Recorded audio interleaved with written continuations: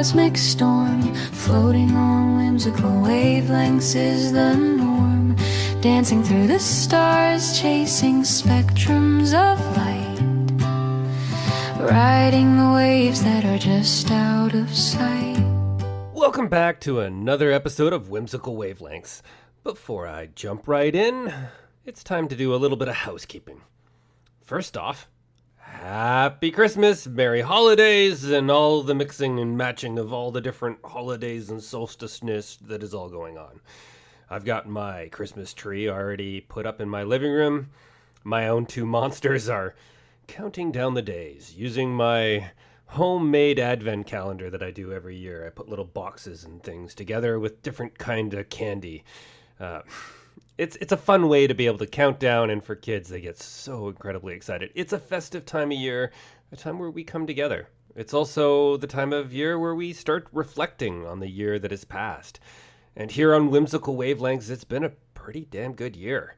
Into season 2, and just keep going.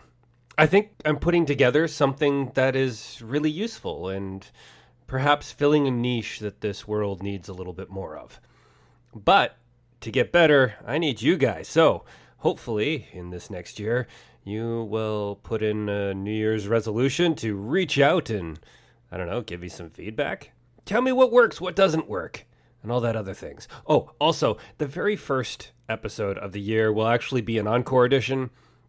I need that extra 2-week period to get everything ready and make sure that I'm not always behind the 8 ball, that I'm putting my best foot forward and producing content that at least I want to hear, and hopefully you do as well. So that very first one, I believe it'll be the first Monday in January, there will be an encore edition, and then we'll move in with my past PhD supervisor, Dr. Glyn Williams-Jones, as part of a 2-part episode, although 2 different guests. Just the location of the science generally stays the same. I'm totally looking forward to it, and I hope you guys are as well. So why am I doing this? Well, yeah, because I'm a little bit behind. Why am I behind? Because of that trip to Saudi Arabia earlier in October. Fantastic trip. So glad I went there. There's certain things, particularly outside of the major city, that were just culturally hard for me to understand. You could always ask me over beers at one time if you ever catch me at a pub. Ask me about it, but I don't think it's really worthwhile going on to in the podcast. Why? It's not science related, and it's for my day job. So, this is a solo episode. I'm setting it up just for myself, because every once in a while I take a deviation that is more about history, instead of like cutting edge research with guests and the like. In season 1, I did Nikola Tesla, the Mediterranean Sea, and the rise and fall of leaded gasoline. Here in season 2, this is the first episode in this kind of vein. To you, the listener, what would be fun for you?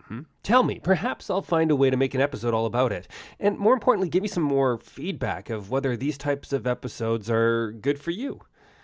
They take me significantly more time and effort to produce and do the research, because they're not really within my wheelhouse, but I feel there's still a lot there to be gained to have someone talk about it and do the storytelling. So today we're going to look at the planets. Why? Because there's lots we can get into, from prehistoric times to today, and the search for quote-unquote Planet 9. It'll be whimsical. It'll be fun. Well, fun, for at least for me, anyway. And it also will chronicle science progress, how we learn new tools and how those tools enter the scene and change how we view the universe around us.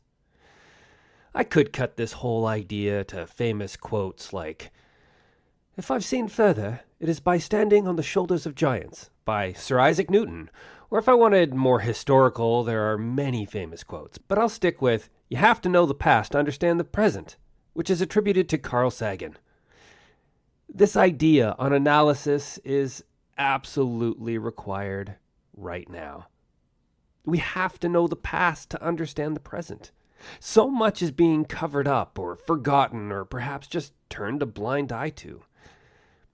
And the scary bit of maybe sounding political, vaccination is something that instantaneously comes to mind for me. The hard lessons of the past are being completely ignored. There is no clear data set suggesting that the current vaccine schedule in, say, Canada, and I could choose a different country, is causing more harms than the risks of getting the pathogens if not vaccinated. Yeah, scientific speak, but it should end the discussion for population scale ideas. But I digress. That deviation is to show understanding the past scientific endeavors is useful for providing context to the present and ultimately the future. So the planets, because no matter the discipline, the process is similar. To start. Well, how about which planets have we known about since, like, the antiquity? Mercury, Venus, Mars, Jupiter, and Saturn. For each of these planets, the earliest records are from the Babylonian astronomers of about 1000 BCE, or, 3000-ish years ago. They made meticulous observations of the night sky, by eye. They are the first, as far as we know of anyway, to come up with a mathematical model of the sky. Their work also set up modern-day astrology, zodiac signs. If you believe or use them, then you are in a way taking part in a spiritual tradition that dates back almost 3,000 years ago. That, of course, doesn't make them, well, the modern version anyway, any more correct or useful. For instance, I'm a Virgo, so let's do a quick Google search and see what it says about me and podcasting. Well, according to the Times of India, Virgo is going to have a research-heavy podcast with well-structured episodes, fact-checks everything, uses timestamps, which I don't, and has a highly dedicated but small audience that swears by every word. I'm not sure that part's true either. Reader's Digest suggests Virgos will create true crime podcasts. And generally, I detest true crime. There are caveats to this but reality, when you get down to it, it bothers me because it warps our perception. Statistics and reality often get left behind in true crime. Some kind of magazine or website is another idea. Bustle is the name, doesn't even have Virgo listed as and directly contradicts the Times of India with respect to one of the other zodiac signs, Aries, as they were rated among the least likely to create a long-running podcast, and in Bustle, the most likely. Yeah. The last thing I'll mention with this search and the whole zodiac signs is one result that came up that suggested those with the sign of Aquarius or Virgo are most likely to start a cult. Yeah, it's a mixed bag out there. Nothing empirical or anything. I can't assign a number to it. But, yeah, they're not scientific. Let's just go with that. So, back on track. Away from the zodiac signs. It's important to state that the planets in ancient times, back to 1000 BCE, they were thought of as moving or wandering stars. They weren't thought of as worlds. The Babylonians were making observations of these wandering stars and creating mathematical models around 300 BCE to 400 BCE to predict when they would reappear in the sky. The word planet comes from the Greeks, actually, and I'm going to butcher this pronunciation, but planetai, loosely meaning wandering light, and not a world or what we have as a modern understanding of what a planet is. So, a very quick rundown on the Greek understanding of the planets. Mercury, the Greeks originally thought it was Apollo when seen at sunrise and Hermes at sunset, two separate objects, but eventually they did get around to recognizing it as one body or light. Venus also thought was two different objects based on morning and evening. Mars, probably because its red color, was always just seen as one object instead of two, and Jupiter and Saturn had the same stories as Mars, where they were thought of as a single object.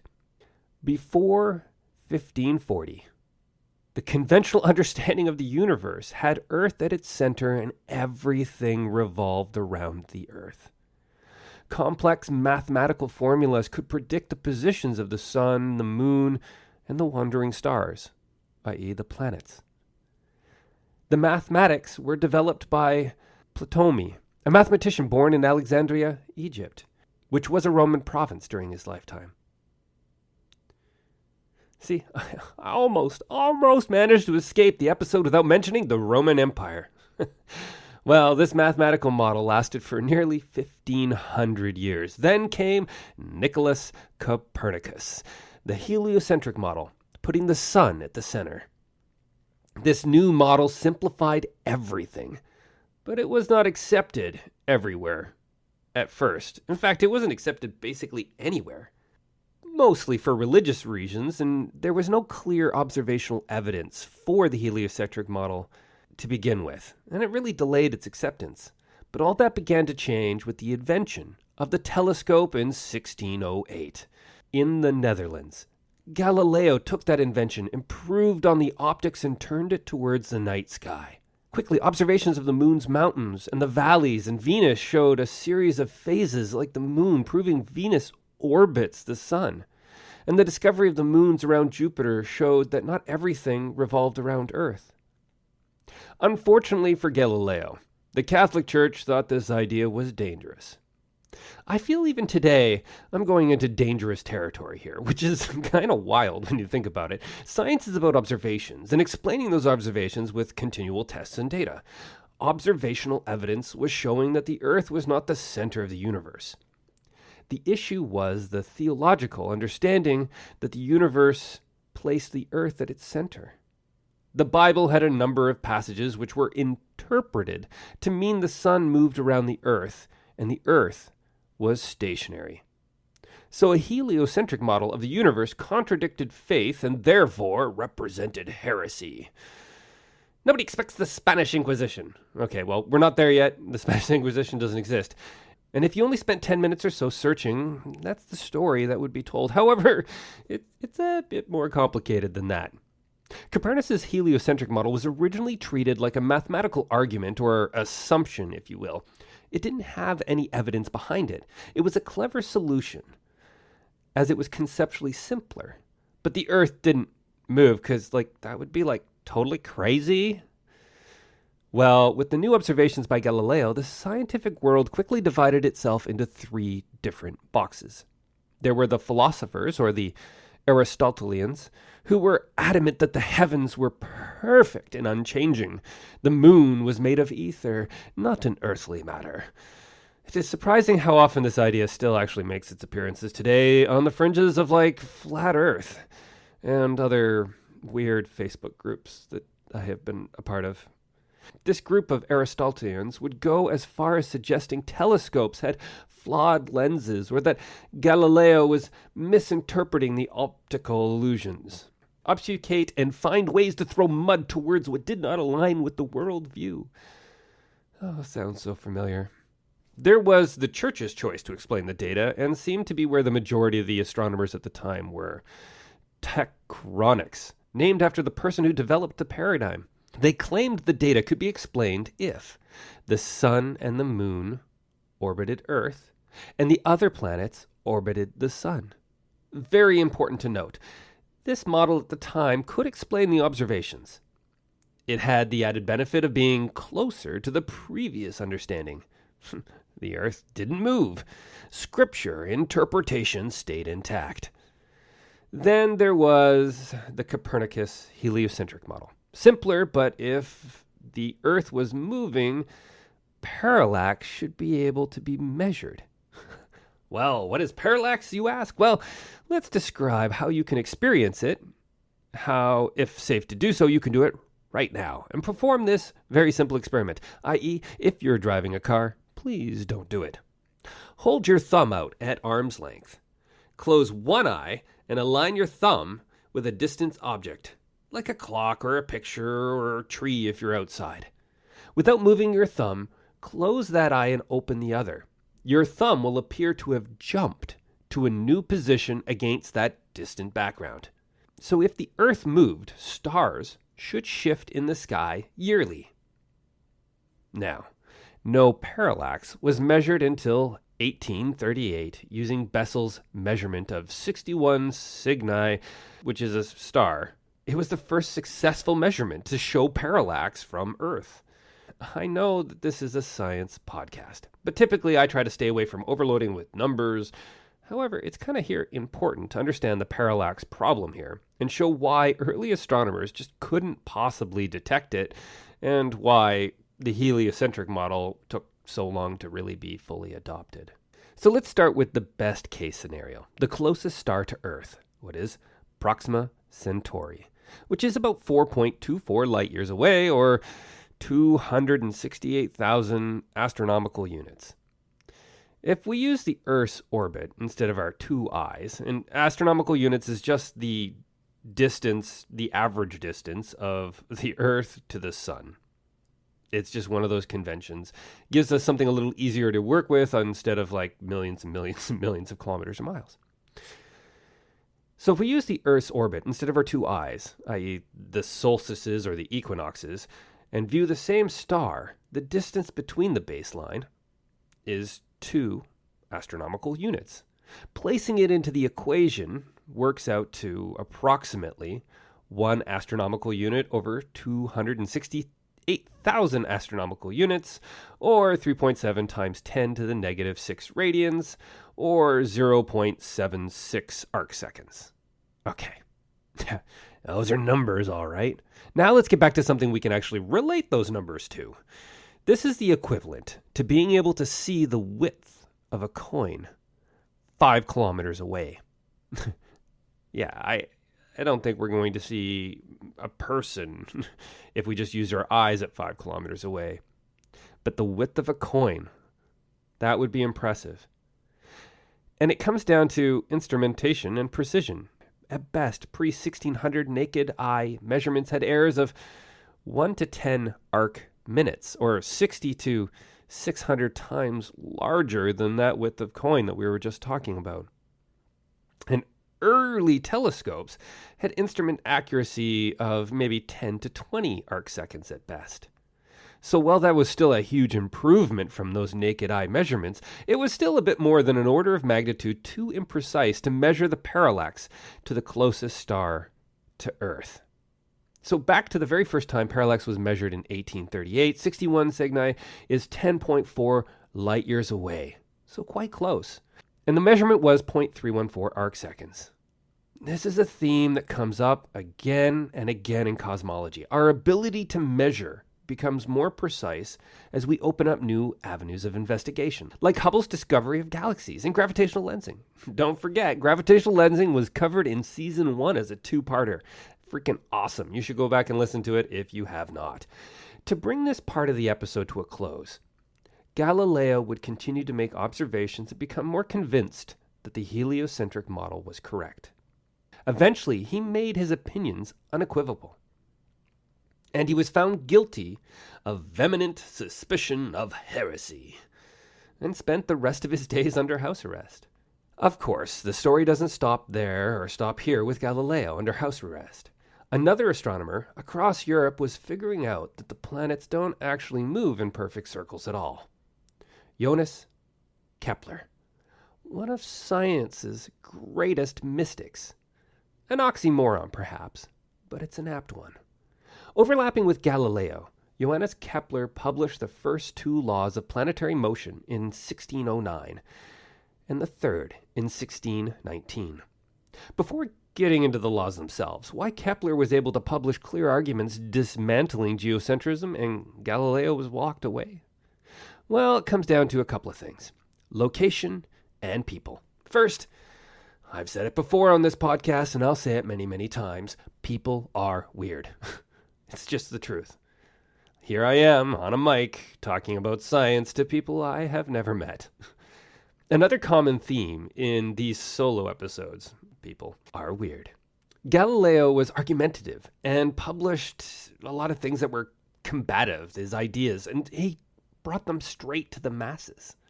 So he would just publish for the average person. Kepler was a theologian first, trained as one. He viewed geometry as divine. If he could describe the world through geometry, in other words, math, then it was proof of God's divine work. It's a very different framing than Galileo. Kepler also published in mathematical arguments, not prose for the average person. So, the average theologian would never know what work he published or talked about or wrote about, and he would never know that it essentially argues for the fall of geocentrism, i.e., that the Earth moves, and his work refining heliocentrism. Sometimes it isn't the message, but the messenger. True story. By focusing on the math and the observations, Kepler determined the planets did not move in circles, but ellipses. And so here are his 3 general laws of planetary motion. The first, an orbit of a planet is an ellipse with the sun at one of 2 foci. 2, a line segment joining a planet and the sun sweeps out equal areas during equal intervals of time. 3, the square of the planet's orbital period is proportional to the cube of the length of its semi-major axis of its orbit. I don't want to get too bogged down here in the details, as I still need to get through Newton before I can get back to the planets themselves. But it's important to mention this. These laws were absolutely fundamental and an important point along our journey here today. Johannes Kepler's attention to detail and academic honesty to not force things to fit ideas that were handed to him led to those 3 observations that would later be called scientific laws. All the while believing that he was indeed doing God's work by chronicling the divine through geometry. It really takes all types, sometimes even the mystics, to move science forward. So if Kepler described what the planets did, Newton explained why they did it. The guy, Sir Isaac Newton, was mysterious and a bit of a rebel with respect to the academic thought. His relationship with theology was complicated, much only coming out since 1972, actually, after a bunch of his personal notebooks were made available for public investigation. Here we'll gloss over the academic insults, insecurities, alchemy, the great work he did with the British Mint, and even calculus. Although calculus is there, hidden in the background, for the rest of this episode. It is his seminal work, Mathematical Principles of Natural Philosophy, published in 1687, that we cannot ignore. It was here that Newton unified physics, brought about classical mechanics, and explained gravity. It provided the why to the orbits of the planets. We now had the ability to predict the movement of all planets and many other phenomena. Okay, up to this point, the world was still only aware of the 6 inner planets: Mercury, Venus, Earth, Mars, Jupiter, and Saturn. We had the how and the why. We also had telescopes, which needed better manufacturing and better understanding of the optics to make them more powerful. The next planet in the solar system was waiting to be observed. Funny thing is that the next planet had previously been observed before. What is known today as Uranus had been seen and documented many, many times before. The earliest possible is way, way back in 128 BCE by Greek astronomer, geographer, and mathematician Hipparchus. Uranus technically can be seen without a telescope, but it requires really dark skies, which is definitely a problem today. The other issue with potentially identifying it as a planet by the eye is that it moves so slowly. It makes a full orbit every 84 Earth years. So it would take very careful observations over many, many years to identify it as a planet or wandering heavenly light. Dim, and it didn't wander very much. In 1781, British amateur telescope builder, astronomer, composer, titles, so many titles, noticed something in the sky. It looked like a disk and not a star. William Herschel. The long and the short of it is that William Herschel thought he had found a comet.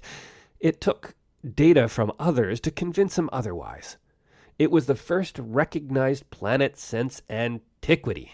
Well, detailed observations of Uranus continued to be made across the world, and in 1821, 40 years later, astronomical tables for the orbit of Uranus were published. It provided predictions based on Newton's equations of gravity. there were inconsistencies between the calculations and the observations. This really became evident as Uranus nearly completed a full orbit from the start of observations in 1847. There were three general hypotheses to explain these discrepancies. The influence of the sun's gravity may be different than Newton's description at a distance, the result of observational error, or three, another celestial body out there is gravitationally tugging on Uranus. Now, whenever there's a defined problem, there's a race to be the first to figure it out. Harkening back a few episodes to the geophysical inversions, this is an ill-posed problem. It wasn't a race like that of Oppenheimer trying to get an atomic bomb, or anything like that. It was only prestige on the line. And it ended up in controversy.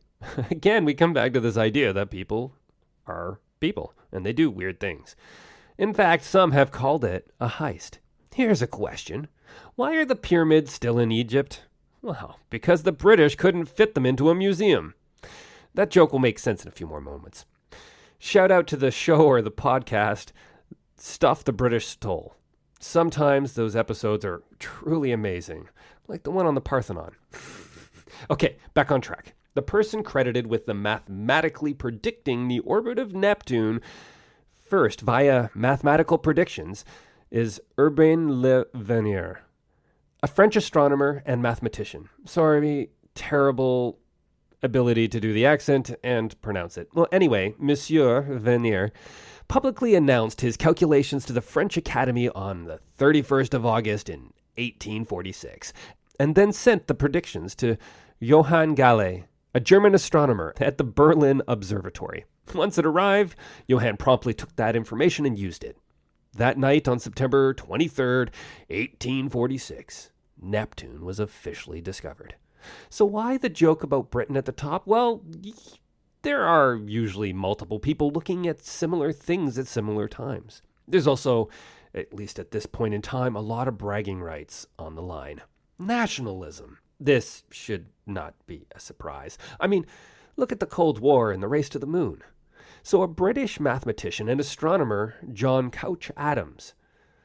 This is where sources begin to contradict somewhat, and the deeper you go, the little bit more confused you get, and you have to try to eventually take a side. And that often happens where there's controversy. People being people. Especially when there's so much prestige on the line. Today it is, of course, just a quirk of history, but it's still interesting to explore these just for a moment. Picture a young man, one who liked to calculate things to many decimal places, like that engineering friend that knows pi to 17 decimal places. Not terribly interested in actually writing up his results and doing papers, but loves to solve those complex mathematical problems. As part of that, his calculations for Neptune were ping-ponging around, or as the source I used, you like the word vacillating, on his solution. He couldn't just, give one number. It wasn't fixed. He was tinkering. It didn't come out with a whole lot of confidence, and was somewhat ignored by British academics because of it. When Leverner's predictions and discovery came out, there was a scramble to save and take some credit for Britain. Curiously, correspondence of Neptune and its discovery was lost in Britain. In 1999, it was found in an observation in Chile. Sometimes the truth is just too hard to make up. Well, it seems, based on those documents anyway, the British case for getting credit was built largely after the discovery was made. It was absolutely true that John Couch Adams did similar calculation and came up with a similar answer. The timing and strength of the conviction was not 100%. So you could argue that the British, on a national level anyway, stole the discovery. John Couch Adams did, and probably rightly so, deserves credit for solving the same problem. But as a host here on this podcast, my bias is with Leverner taking the gold medal if there was such a thing. Okay, one more deviation on this. The American scientific establishment tried to take part in the prestige game too. Game of Thrones Astronomy Science Edition, the nerdiest show ever conceived. Well, after the discovery was known in the United States, a race was on to claim some of the credit. And yes, the Americans tried to jump in too. Once the word the Neptune's discovery crossed the Atlantic, the U.S. scientific establishment moved fast to carve out a slice of the glory. Several American astronomers claimed that they had independently performed calculations that pointed to an unseen planet, and a few scientific societies rushed to publish statements asserting that the first full orbital solution was produced on their side of the ocean. It was mainly a patriotism and opportunism mixed together kind of thing. Less careful mathematics and more. We're also working on that. A bit of scientific FOMO before the phrase existed. In the end, the Americans' claims didn't materially change the priority dispute, but they do add a delightful extra wrinkle into the international scramble for prestige. Okay, so we had Neptune. The next planet to be discovered, quote unquote, Pluto. In the early 20th century, Percival Lowell, founder of the Lowell Observatory in Arizona, became obsessed with the idea of the ninth planet, which he called Planet X. Now here's the part that often gets glossed over. The entire premise of Planet X rested on bad numbers. The irregularities Lowell saw in the Uranus and Neptune's motions weren't the gravitational footprints of a hidden giant world out there in the solar system just needing to be found. They were mostly bookkeeping errors. For one, the massive Neptune in Lowell's era was slightly overestimated. That meant the predicted tug on Neptune should exert on Uranus didn't match what astronomers actually observed. The mismatch looked mysterious, even persuasive, if you didn't know that the mass was wrong. But Neptune's true mass wouldn't be nailed down until Voyager 2 flew past in 1989, long after Lowell's time, revealing that the earlier value had been off enough to throw off the calculations. Add to that the small observational errors baked into 19th century measurements, telescope pointing uncertainties, timing inaccuracies, star catalog offsets. Remember, astronomers were taking positions by hand, comparing them to imperfect star charts, squeezing out meaning of numbers that carried more noise than they realized. When you stack a few tenths of an arcsecond of measurement error year after year and then plug those into a perturbation equations, you can magically discover forces that just aren't there. Lowell couldn't have known that many of the so-called orbital anomalies were just artifacts in the data. But Lowell believed those irregularities hinted at another massive body further out. He spent the final decade of his life searching for it. He died without success, but his observatory kept the hunt alive. Enter Clyde Tombaugh, a young Kansas farm kid with a knack of building telescopes, hired by Lowell Observatory in 1929. His job was simple in description and brutal in execution. Photograph the sky, then photograph it again, and compare the plates under a blink comparator. Basically, you line up the plates of the photos and compare them to something that's blinking, and you're looking for anything through thousands of stars, night after night. Many, many, many photos, staring into bright lights, looking for anything at all that moved. Then, on February 18th, 1930, Tombaugh spotted it, a tiny wandering dot against the star field. After the Lowell Observatory confirmed the motion and announced the discovery, the world embraced Pluto. Headlines everywhere. School textbooks were updated practically overnight. A schoolgirl in Oxford even provided the name Pluto, continuing the tradition of mythological underworld gods for the outer planets. And conveniently, it started with a P and then an L, Lowell's initials. But before I move on, a quick deviation. The idea of a ninth planet never really died. Lowell's Planet X left kind of a gravitational ghost in the scientific imagination, if you will. Once Pluto was found, it didn't exactly solve the orbital oddities Lowell thought it would. Pluto was way too small. So the hypothesis lingered in the background, and over the decades, every time an astronomer saw something a little strange in the outer solar system, the old dream of a hidden massive world got revived. And then, of course, the conspiracy world grabbed a hold of it too. Nibiru, I think I'm pronouncing it right, or Planet X, the supposed doomsday planet that was always conveniently just about to swing into the inner solar system any moment now. People wrote books, made documentaries, and predicted the end of the world more times than I can count, and way more times than I have episodes. None of it based in observation. All of it nonsense. But it shows just how persistent the idea of missing giant planet can be. Once it's in the culture, it sticks. Scientifically, though, the question is still interesting, but for very different reasons. In the last decade, several teams have noticed unusual clustering in the orbits of distant Kuiper Belt objects. So these are objects that are way out there, beyond Pluto's kind of right on the edge of these objects. And some astronomers argue that the alignment of those orbits might be explained by a large unseen body further out, maybe in the Oort cloud, which is a region even beyond the Kuiper Belt, or approaching it. Something several times the mass of the Earth on a long stretched out orbit. It's not proven. There are competing explanations, including observational biases, but the fact remains that the Planet 9 idea is very much alive in serious academic scientific circles today, just not as doom or mythology, but as a legitimate open question in orbital dynamics. Of course, Pluto's status didn't survive the 21st century. The better our telescopes got, the more icy worlds were found in the Kuiper Belt, many of them similar in size to Pluto, some of them like Eris, even slightly larger. At that point, astronomers had to choose. Either suddenly we had dozens of planets, or we refine the definition.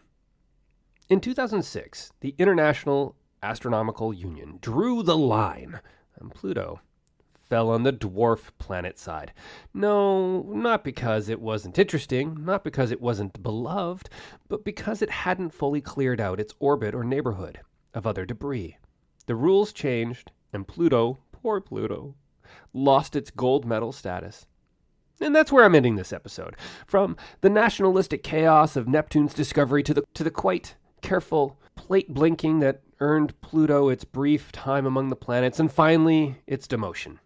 A reminder that science isn't just equations. It's also people, pride, timing, and sometimes the willingness to say, we were wrong. Let's classify this properly. So, once again, happy holidays, Merry Christmas, Happy Solstice, and all the others that are out there. I'm so looking forward to the new year right here on Whimsical Wavelengths, and I really hope that you're going to join me. Yes, today's episode wasn't the Star of Bethlehem, but we were looking at the wandering stars, the planets. Still kind of Christmas themed. I wasn't going to try too hard, don't worry. So if you haven't already done so, subscribe. Tell a friend. It's really important. So I'll catch you guys in the new year with the new episode with my past PhD supervisor, Dr. Glyn Williams-Jones. Remember, I'm going to do that encore edition for the next episode in 2 weeks. I'll see you then. In a world so chaotic, so misbehaved, echoes of melodies remind us it's always colors weave stories painting the sky, swaying to rhythms as the galaxies fly by.